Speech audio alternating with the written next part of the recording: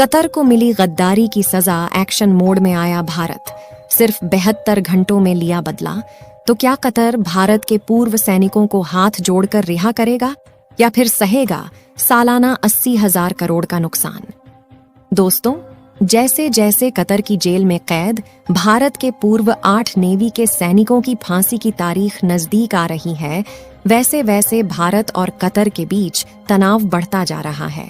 एक तरफ भारत दुनिया भर के सामने चीख चीख के अपने पूर्व सैनिकों द्वारा की गई जासूसी के सबूत मांग रहा है, जो कतर देने से कतरा रहा है, तो दूसरी तरफ व्यापारिक स्तर पर भारत कतर की कमर तोड़ने में लगा हुआ है। भारत ने कतर को अल्टीमेटम देते हुए कहा कि अगर हमारे नागरिकों से कोई गुनाह हुआ है तो उसके सबूत दिखाओ या फिर उन्हें रिहा करो, लेकिन बिना सबूत दिखाए बेकसूरों को सूली पर चढ़ाया तो हम आपको कहीं का नहीं छोड़ेंगे। और गवर्नमेंट ऑफ इंडिया के साथ बातचीत करके कतर के साथ व्यापार करने वाले इंडियन कंपनीज ने भी कतर के विश्वासघात के खिलाफ आवाज उठाना शुरू कर दिया है, जिससे न सिर्फ भारत बल्कि यूनाइटेड स्टेट और यूरोप के साथ की हुई बिजनेस डील को खो सकता है। और वहीं भारत सरकार ने कतर एयरवेज पर भी 57,000 करोड़ की टैक्स चोरी का आरोप भी लगाया है। पूरी डेवलपमेंट क्या है, इस वीडियो में समझते हैं। भारत जिस तरह से कतर के द्वारा की गई गलती का सबक सिखा रहा है, उसके लिए इस वीडियो को एक लाइक जरूर करें। साथ ही इसी तरह और भी नॉलेजेबल वीडियो पाने के लिए चैनल को सब्सक्राइब जरूर करें। जहां अक्टूबर में दुनिया ने देखा कि कैसे कतर एक शरिया कोर्ट की तरह भारत के 8 पूर्व सैनिकों को मौत की सजा सुना दी, और न ही वहां मौजूद इंडियन एम्बेसी को उन्हें गुनाह के सबूत दिखाए और न ही अपनी कोर्ट में केस लड़ने का मौका दिया। इस मनमानी पर भारत ने कई सवाल किए, लेकिन इतना बड़ा बिजनेस रिलेशन होने के बावजूद अब तक कतर भारत की एक नहीं सुन रहा, जिससे भारत सरकार गुस्से में आग बबूला हो गई है। और अब सरकार ने एक ऐसा एक्शन लिया है जिससे कतर की बेचैनी बढ़ गई है। दरअसल भारत ने अफ्रीका के देश में जाकर ऐसा कदम उठाया है जो कतर को रेगिस्तान की तरह उन्हीं के मिट्टी में मिला सकता है। जहां भारत ने अफ्रीका के देश मोजाम्बिक के साथ मिलकर 72 घंटों में एक ऐसी डील कर दी है जिससे कतर को विश्वासघात की बहुत बड़ी सजा मिल चुकी है। आपको बता दें कि जैसे ही 26 अक्टूबर के दिन कतर ने भारत के पूर्व नौसैनिकों को फांसी की सजा सुनाई, तभी तुरंत एक्शन लेकर भारत के petroleum minister Hardeep Singh Puri Africa के दौरे पर निकल गए, जहां उन्होंने मोजाम्बिक में $20 बिलियन की LNG गैस की परियोजना पर काम तेज कर दिया, जो कि 13 million metric ton natural gas produce करेगा और उसका सीधा सप्लाई भारत तक पहुंचाएगा। इस प्रोजेक्ट की जानकारी देते हुए ऑयल मिनिस्टर हरदीप पुरी ने कहा कि यह एक गेम चेंजर साबित हो सकता है। आपको बता दें कि लिक्विड नेचुरल गैस के लिए भारत खाड़ी देशों पर निर्भर है और हम सालाना 20 million metric ton LNG gas import करते हैं, जिसमें से 50% यानी 11 million metric ton natural gas तो सिर्फ कतर सप्लाई करता है। यानी कि नेचुरल गैस के लिए हम कतर पर निर्भर है। इसी बात पर उड़ते हुए कई बार भारत के साथ पंगे ले चुका है, क्योंकि उसे लगता है कि हम कुछ भी करें, भारत हमेशा चुप रहेगा। लेकिन कतर की ये हवाबाजी अब उस पर भारी पड़ चुकी है, क्योंकि भारत पहले से ही नेचुरल गैस के लिए कतर पर निर्भरता को कम करना चाहता था। इसलिए वह दूसरे देशों में नेचुरल रिसोर्सेज के भंडार खरीदने की कोशिश में लगा हुआ था।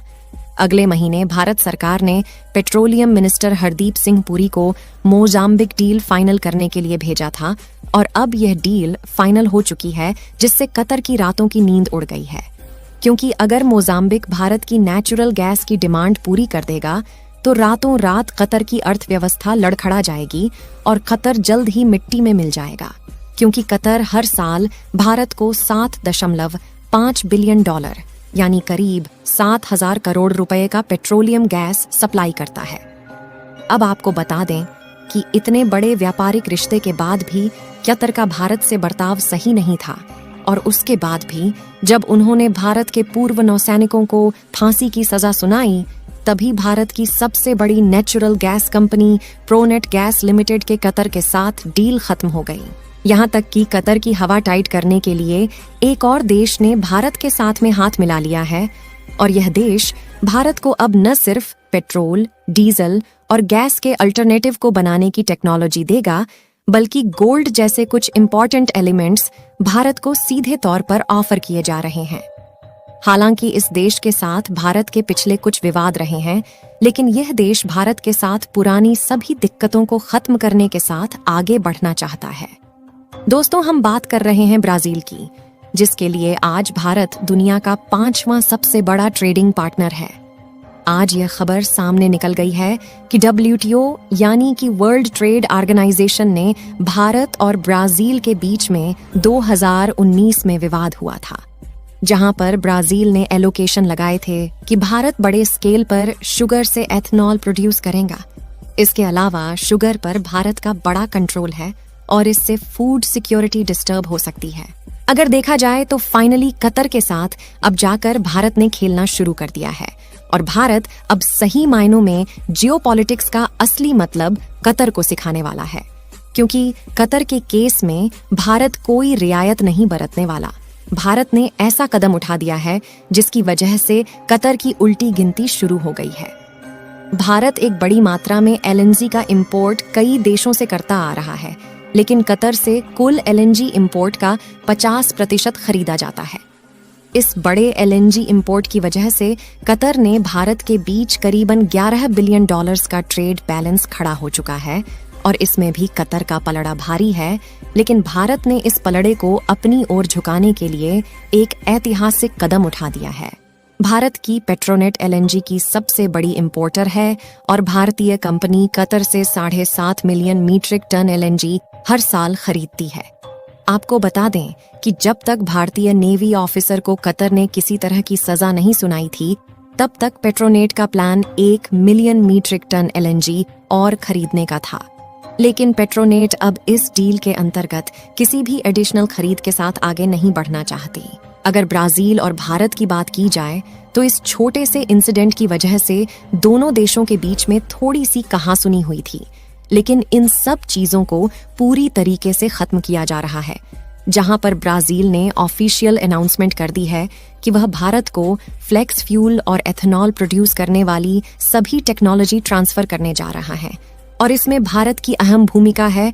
जब भारत ने G20 समिट के दौरान ग्लोबल अलायंस की बात कही, जिसमें बड़े बड़े अरब देशों ने भी पार्टिसिपेट किया था और लगभग सभी बड़ी अर्थव्यवस्था वाले देशों ने यहाँ पर पार्टिसिपेट किया, इसीलिए ग्लोबल बायोफ्यूल से काफी प्रोजेक्ट बन जाता है, जिसमें सभी देश अपना योगदान देना चाहते हैं ताकि वो ज्यादा से ज्यादा प्रॉफिट कमा सकें। आपको बता दें कि भारत सरकार कतर में फंसे 8 भारतीय ऑफिसरों को बचाने के ऊपर काम कर रही है और हम आपको यकीन दिलाते हैं कि जल्द ये भारतीय ऑफिसर भारत लौटने वाले हैं। बाकी आपको क्या लगता है, भारत सरकार इन्हें बचा पाएगी या नहीं? अपनी राय कमेंट में जरूर बताएं। इस वीडियो को यहीं पर खत्म करते हैं। इस वीडियो को एक लाइक जरूर करें और अपने दोस्तों तक इस वीडियो को शेयर करें ताकि उन्हें भी जानकारी मिल सके। वीडियो को अंत तक देखने के लिए धन्यवाद।